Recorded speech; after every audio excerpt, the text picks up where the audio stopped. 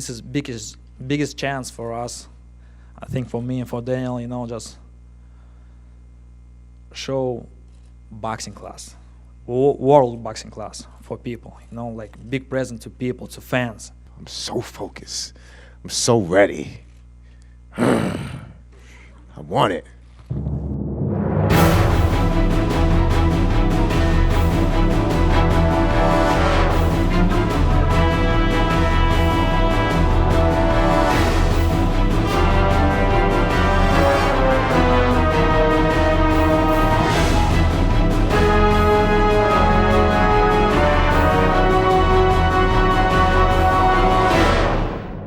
Gennady Golovkin, Daniel Jacobs for middleweight supremacy.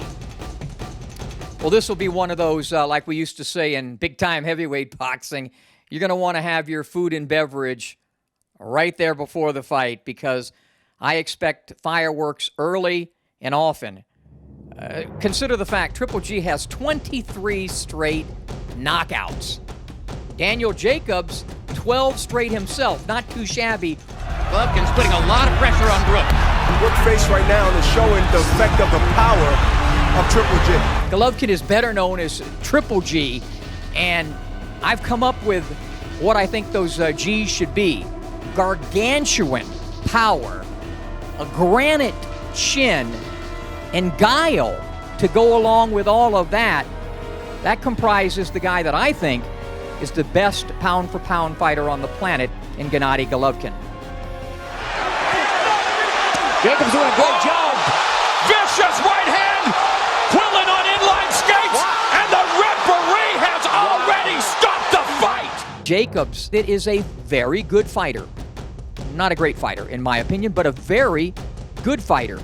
Good technician, not a great technician.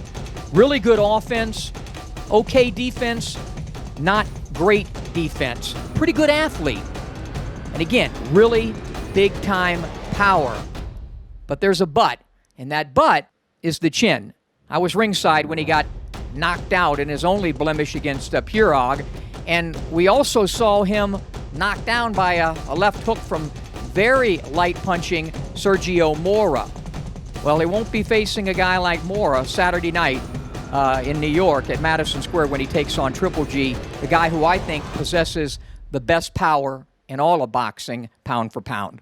You know, there's been some criticism of Gennady Golovkin. I don't know how you do it, that he's faced lesser guys, smaller guys. Perfect example was last fight against Kell Brook. I think that fight showed me a lot in the fact that Gennady didn't have his A game. But nevertheless went in there and beat the guy who I think may be the best welterweight on the planet.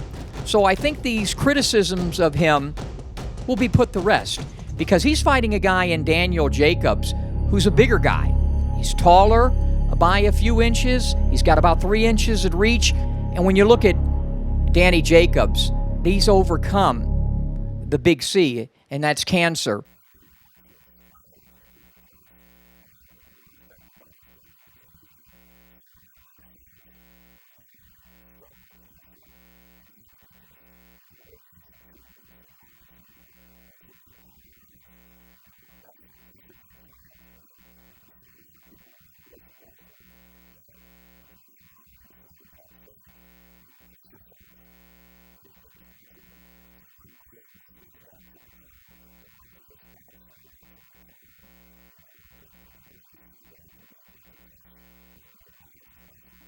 I think he considers himself so fortunate and so blessed just to be able to be alive, let alone, fighting Triple G for a unification at $160. So I think that will really motivate him, and again, not just motivate, but also at the same time ease him in that, look, he's faced a bigger opposition when it comes to the reality of life and what's the most important thing. And I think that has to mean, something when you've gone in there against that. 35 consecutive knockouts for these two. That is tremendous power. And I think the way, and we've already said this, the way these guys match up, I think that it'll produce some fireworks right from the beginning. At the end of the day, what I think is going to happen is that the better fighter, the more powerful fighter, the guy who I think is the best fighter pound for pound on the planet today, Gennady Golovkin, will be forced into knocking Jacobs out, and I think it's going to come before round number 7. So you don't want to miss Golovkin versus Jacobs on HBO pay-per-view Saturday night from the Big Apple in Madison Square Garden.